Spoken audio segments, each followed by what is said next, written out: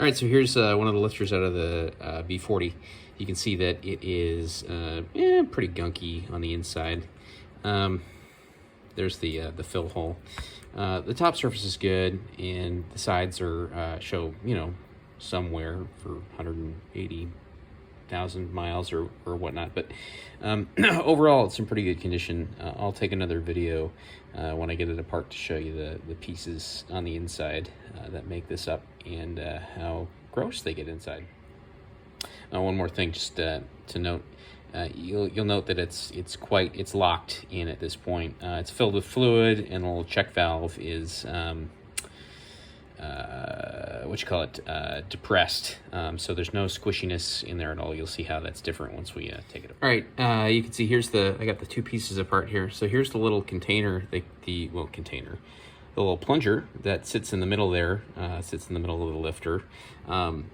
And this is in two pieces. It's hard to tell right now because it's compressed and it's covered in gunky oil, but there's going to be a little check ball in there that if you push down, it will kind of release the fluid that's trapped inside here, and it'll expand, and you'll be able to compress it once you get all the fluid out.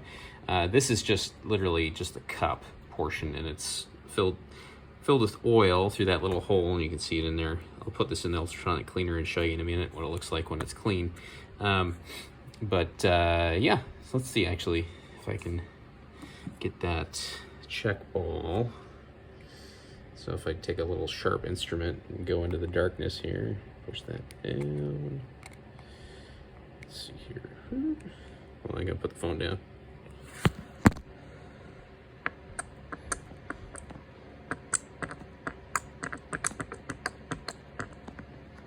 Yeah, you can hear it. You can hear it in there. Oop. Pick up the camera. You can hear it in there, and you can see it now a little bit, how it kind of moves now that I've released some of the pressure.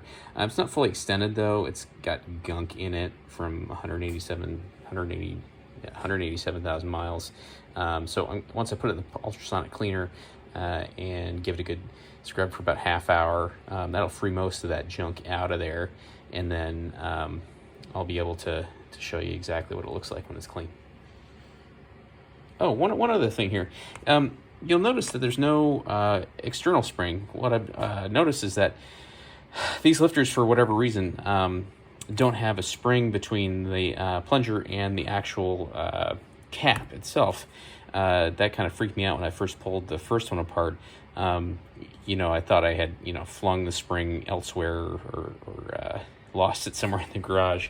But on subsequent units that I pulled apart, there is no secondary spring inside this guy. It's just the little plunger and the cap itself. So it doesn't seem to be part of this design, whatever that's worth. It's weird because most of the other designs that I've seen on YouTube videos and that sort of thing have a secondary spring that goes between the plunger and the actual bucket for the lifter, but it doesn't seem to be the case here. So, okay, so this is after 30 minutes in the ultrasonic cleaner. You can see that the crap that was built up on the inside is starting to break up for the most part. You can see that there's still a fair amount of gunk down there. The second cycle will get most of that out. Usually what I do is I dunk it for half hour and then scrub out, take it out, take a look, make sure it's making progress, and then use a little toothbrush, kind of like this, get in there essentially to break up most of the junk that might still be in there. Then I throw it back in for another half hour or so, just to finish it up. You can see the fill hole there on the side, pretty clean for the most part. You should be able to blow through, so if you stuck your mouth over the end of this and then blew, you should be able to get air out the side. That would, there's a passage from there to the interior here where the bucket, a little piston sits. And here's the piston after a half hour. You can see it's much different. It's got, you can actually see a little check valve down there. It's squishy again, for the most part. Yeah, most of the black tar and junk is stuck or off. You can also see that the bucket it sticks further out now than it did previously.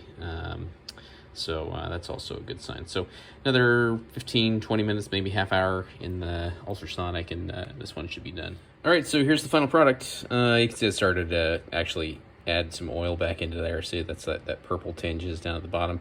But you can see it came out quite clean. You can blow air through both ways now into this little chamber.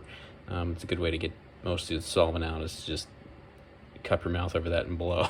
I know it sounds gross, but it works. And then here's the little bucket, nice and clean. You can see, as you saw in the last video, that the little bucket's quite a bit more extended than it was before, because we worked with the check valve, and now it's nice and springy, that sort of thing. I'll go ahead and dunk this in some oil and kind of work some oil into it, just so it's not completely dry, as well as trying to get most of the, again, the solvent out of it before I put it back in the engine. And then it's just as easy as, just boop, and push, and you can get it back in, and it's back together.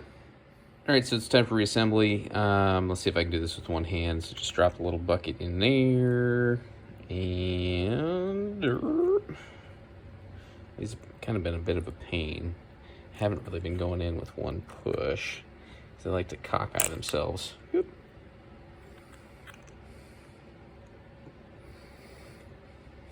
I think I'm gonna have to use both hands. Push it down. Hold on a sec.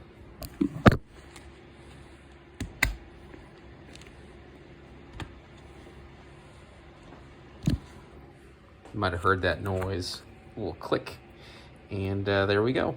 And look at the squishiness. Back to squishy. So yep, that's all there is to it. Takes a little while, but helps to clean them up on the inside, especially if your engine's totally gunked, like mine was, and get all that crap out of there, and have the lifters work like they should again.